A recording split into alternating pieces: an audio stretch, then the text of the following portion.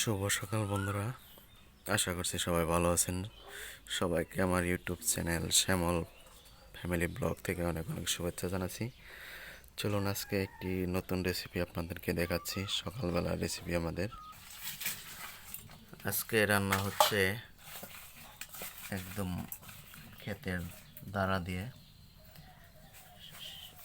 আর আলু দিয়ে, রুই মাছ দিয়ে রান্না হবে আজকের তরকারি। তো চলুন বন্ধুরা দেখি আজকে কী কী রান্না করি আমরা, কীভাবে রান্না করি দাঁড়া দিয়ে রুই মাছ দিয়ে তরকারি। প্রথমে কড়াই গরম করে তেল দিয়ে দেওয়া হয়েছে।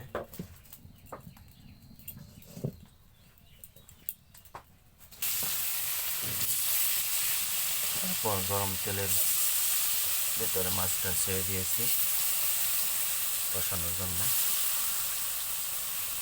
এই হচ্ছে আজকের রুই মাছ দিয়ে দাঁড়া দিয়ে তরকারি।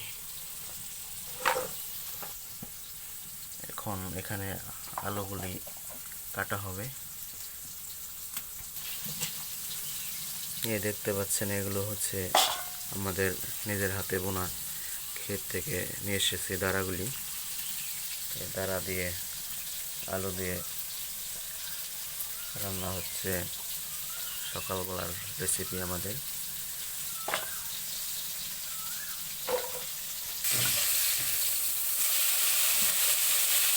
মাছগুলিকে উল্টানো হচ্ছে।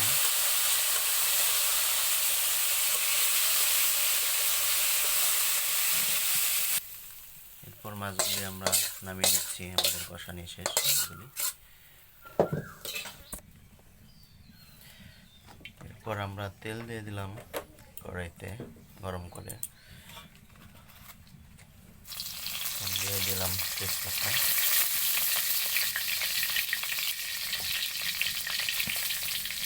জিরা দিয়ে দেওয়া হয়েছে। এখন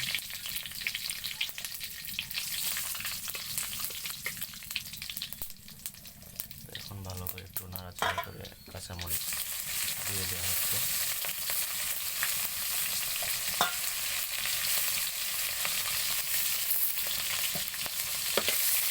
কাঁচামরিচগুলো অনেক আগে এনেছিলাম, যার কারণে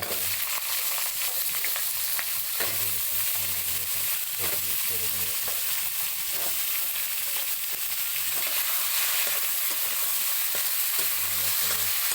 নাড়াচাড়া করে কষানো হচ্ছে আমাদের দাঁড়া দিয়ে আলু দিয়ে রুই মাছের তরকারি। লবণটা পরিমাণ মতো দিয়ে দেওয়া হচ্ছে। এখন লাগলে আরও দেওয়া হচ্ছে।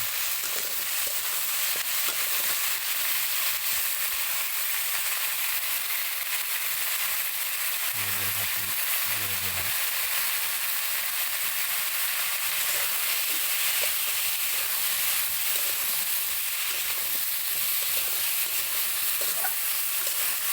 আপনারা চাইলে এইভাবে কিন্তু সহজে রান্না করতে পারেন আলু দাঁড়া দিয়ে তরকারি। খুবই সিম্পল রান্না করতে। মরিচের গুঁড়োগুলো একটু পরে দিয়ে দেওয়া হবে। এইভাবে রান্না করলে আমাদের মরিচের গুঁড়োগুলি পরে দেওয়া হয়, কারণটা হলো হলুদের ফাঁকি দিয়ে সবজিগুলো ভালো করে কষানো হলে তারপর কালারটা সুন্দর হয়। এই জন্য আমরা মরিচের গুঁড়োটা একটু পরে দিয়ে দিই।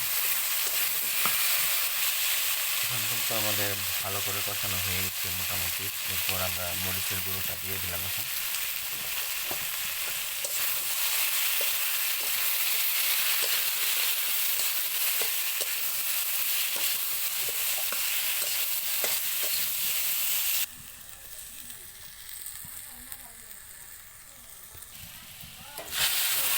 দিয়ে দিলাম। আর একটু জল আমাদের লাগবে।